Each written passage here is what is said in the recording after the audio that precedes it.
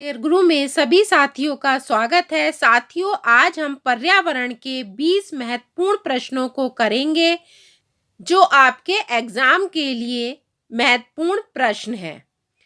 देखिए, पहला प्रश्न है, विश्व की सर्वाधिक अवसाद का परिवहन करने वाली 2 नदियां हैं। तो कौन सी वो 2 नदियां हैं?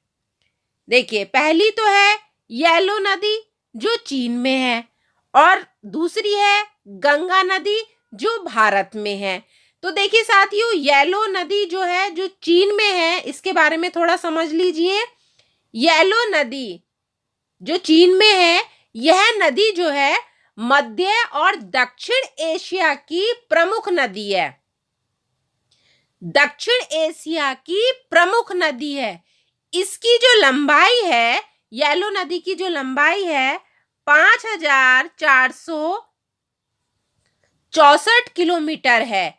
यह चीन, तिब्बत, भारत और बांग्लादेश से होकर बहती है। यह दुनिया की सबसे गहरी नदी है। ध्यान रखना कि यह दुनिया की सबसे गहरी नदी है। आपसे पूछ लिया जाए कि दक्षिण एशिया की प्रमुख नदी कौन सी है, तो आप बोलोगे येलो नदी जो चीन में है। इसकी लंबाई है 5464 किलोमीटर। ठीक है ना? और ये दुनिया की सबसे गहरी नदी है। और जो हमारी गंगा नदी है, ये भारत की सबसे बड़ी नदी है। ठीक है ना? अगला प्रश्न है, स्थायी विकास शब्द की पहली बार जो प्रयोग किसने किया था? स्थायी जो विकास है, उस शब्द का पहली बार जो प्रयोग है वो किसने किया था? इसको हम सस्टेनेबल डेवलपमेंट भी कहते हैं। कहाँ किया था? IUCN ने अपनी विश्व संरक्षण रणनीति के रिपोर्ट में। किसमें? विश्व संरक्षण रणनीति के रिपोर्ट में।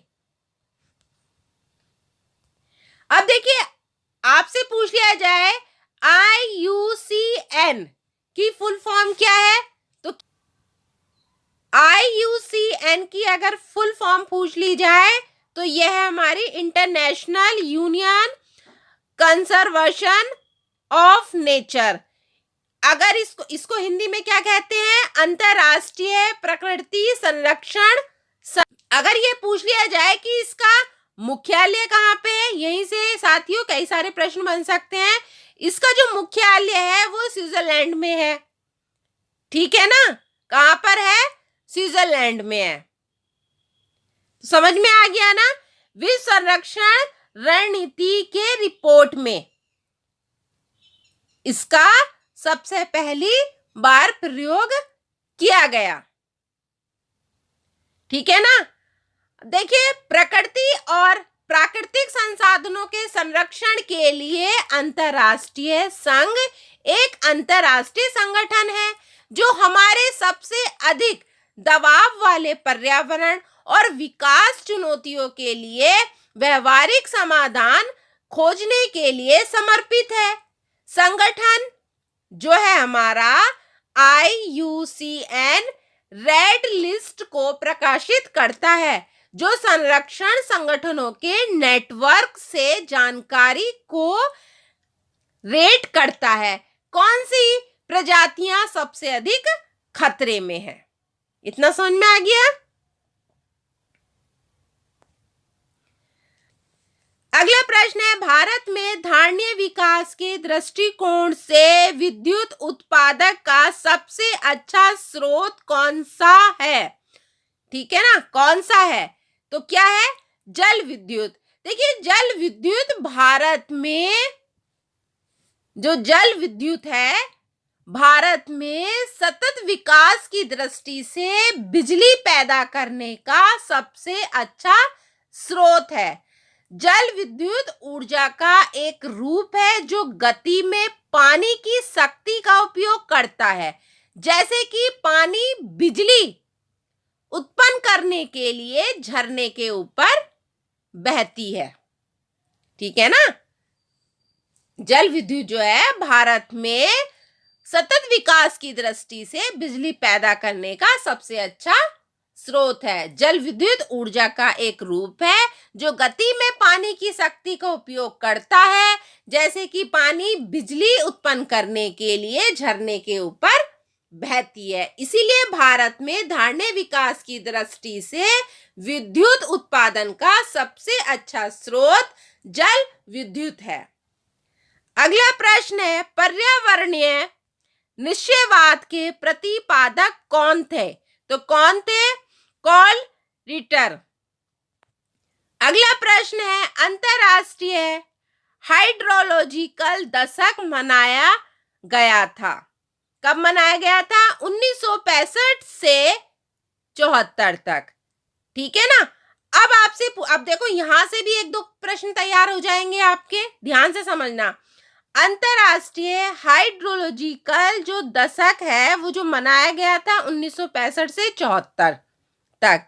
अगर आपकी इसकी फुल फॉर्म पूछ ली जाए तो फुल फॉर्म कैसे आएगी, किस तरह से आएगी?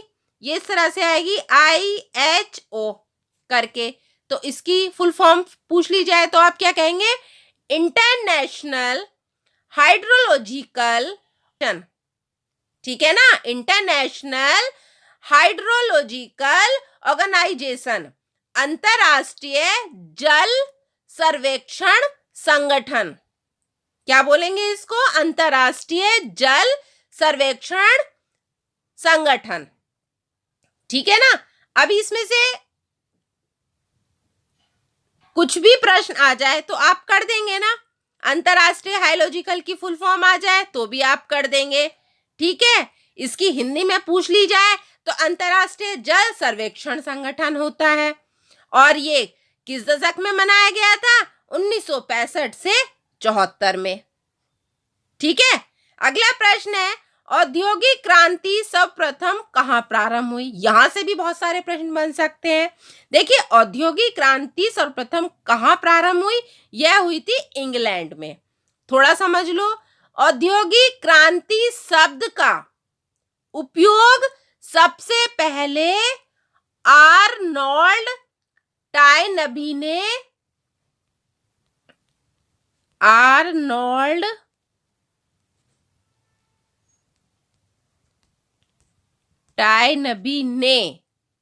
ठीक है ना। अब औद्योगिक क्रांति में क्या होता था? औद्योगिक क्रांति सूती कपड़ा उद्योग के मशीनरीकरण के साथ आरंभ हुई। ठीक है। इसमें सूती कपड़ा, औद्योगिक क्रांति में क्या था? सूती कपड़ा उद्योग।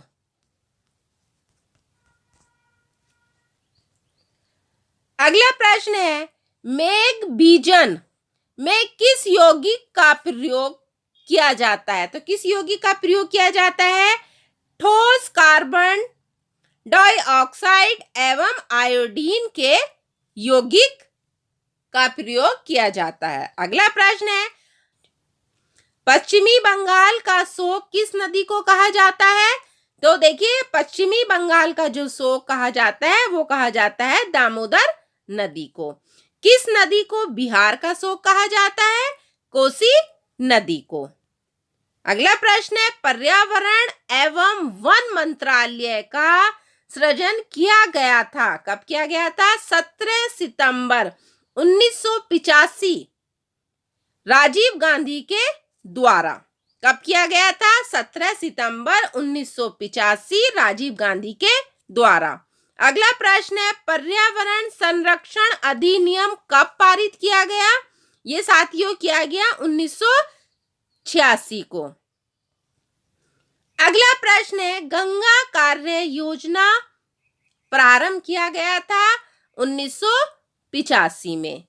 वन्य जीव संरक्षण अधिनियम प्रारंभ किया गया था। वन्य जीव संरक्षण अधिनियम प्रारंभ किया गया था 1973 में। अगला प्रश्न है, राष्ट्रीय हरित न्यायाधिकरण अधिनियम कब पारित किया गया था? 2010 में। प्रथम बार किस पंचवर्षीय योजना के दौरान पर्यावरण को विकास के साथ जोड़ा गया?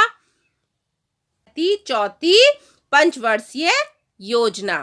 अगला प्रश्न है, विश्व की सबसे बड़ी वन्य जीव परियोजना है, कौन सी है?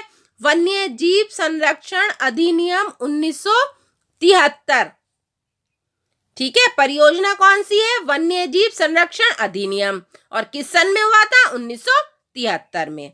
अगला प्रश्न है, भूमिगत जल के दोहन के कारण संसार का कौन सा शहर सर्वाधिक प्रभावित हुआ? तो कौन सा देश सबसे ज्यादा प्रभावित हुआ? कौन था? बुकलिन, यूएसए, है ना।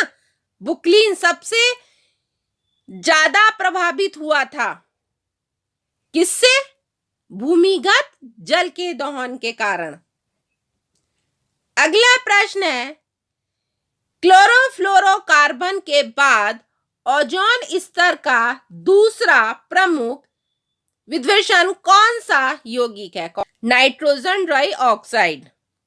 अगला प्रश्न है, ओजोन स्तर के क्षरण का पता सर्वप्रथम किसने लगाया था? ओजोन स्तर के क्षरण का पता सर्वप्रथम किसने लगाया था? किसने लगाया था? जोसेफ फॉरमैन ने। कब लगाया था? 1985 में, इंग्लैंड में। ठीक है ना। अगला प्रश्न है, दामोदर नदी परियोजना किस नदी पर योजना की अनुकृति है? किस नदी पर है? टेनेसी घाटी। ये कहाँ है? 1940 में, यूएसए, है ना। किस नदी पर योजना की अनुकृति हुई थी? टेनेसी घाटी पर। कब हुई थी? 1940 में। कहां पे? यूएसए में। ठीक है ना। तो साथियों, आज हमने पर्यावरण के ज्यादा नहीं, मात्र 20 प्रश्नों को किया है। इन प्रश्नों को आप ध्यान से करना। इसमें से एग्जाम में प्रश्नों को पूछा जाता है, प्रश्न रिपीट भी होते हैं, तो ध्यान से प्रश्नों को समझना।